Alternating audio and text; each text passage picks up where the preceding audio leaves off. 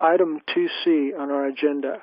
Michael here has submitted a new item here under pointing out that we, as an organic body politic and responsibly self-governing jural society, assembly, and community, should all be formally delegating authority from our constituent community members to whoever we might collectively choose to represent our Supreme Court of Law to the outside world. I, Charles Stewart, have temporarily assumed this otherwise vacant office, whereunder I am serving as this court's pro tem Chief Judicial Officer and moderator. But Michael has correctly pointed out that this temporary assumption of these official and necessary public duties is undermined in its appearance of legitimacy when the chief representative of our community is only filling that duty on a temporary basis. And here I would like to ask Michael to explain how he thinks, and maybe even take the ball, because as a pro tem leader here, everything so far is just pro tem. And I feel kind of awkward pursuing the agenda myself, conflict of interest assumption. So, Michael, could you go ahead and take the ball and pursue this line of thought further here? Yeah, absolutely. Thank you, Charles. I think in this process that we're in the midst of, it's only appropriate that we do it organically and allow the people involved to manifest their consent. You know, it's our consent that we're governed by, and I'm thankful that Charles has stepped up to the plate of this responsibility and creating this court for the people. And I just wanted to make it a process of consent of the governed by nominating Charles. And this is the process by which the founders did it too. They nominated each other for different positions that they felt were fitting and appropriate in the various committees they created and in the various functions that they did. So I would like to officially nominate Charles to be our judicial officer, expert, legal expert, lawful expert, and I would urge anyone else to second that, and I think he would serve us well in this capacity.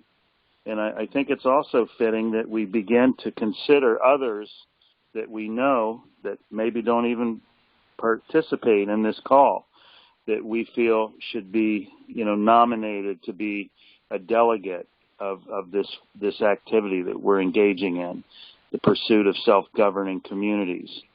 We're going to need to find people to take on different responsibilities that have different,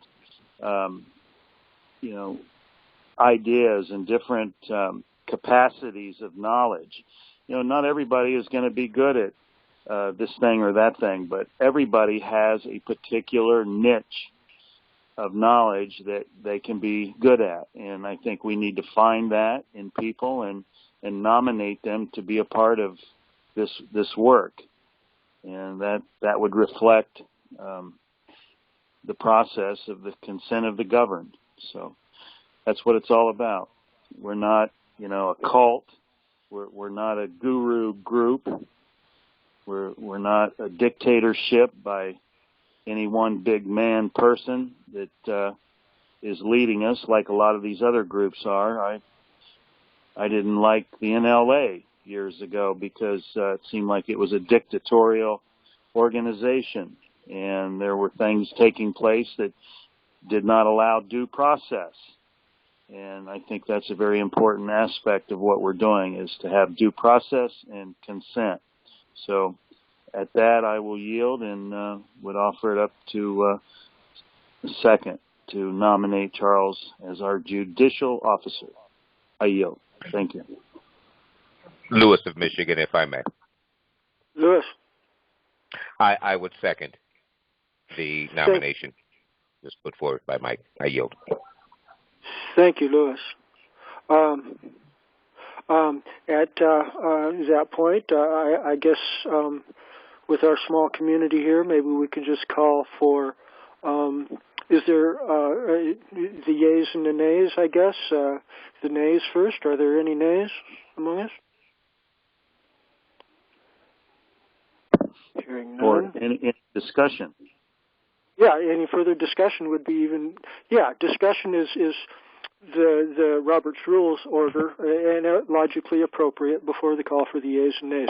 Is there any further discussion on the point on the table?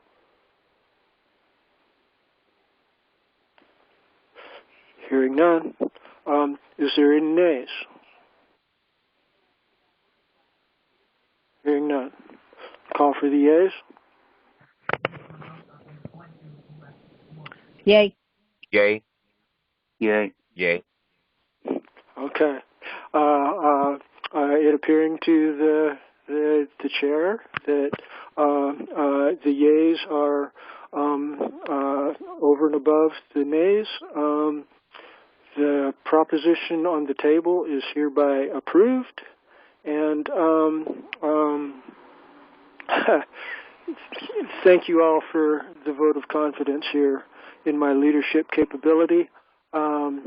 And that little formality right there, I was really glad Michael brought it forward. That significantly helps me as I'm composing documents and things. I can word from a more authoritative standing. I've got some colorable delegation of authority here to actually be proceeding in the best interests of the American people. It's not just me presuming it out of a vacuum. This is a significant feather in my cap and step forward for all of us, I do believe. So I want to thank Michael especially for bringing this forward, and I want to thank all of you for your vote of confidence here.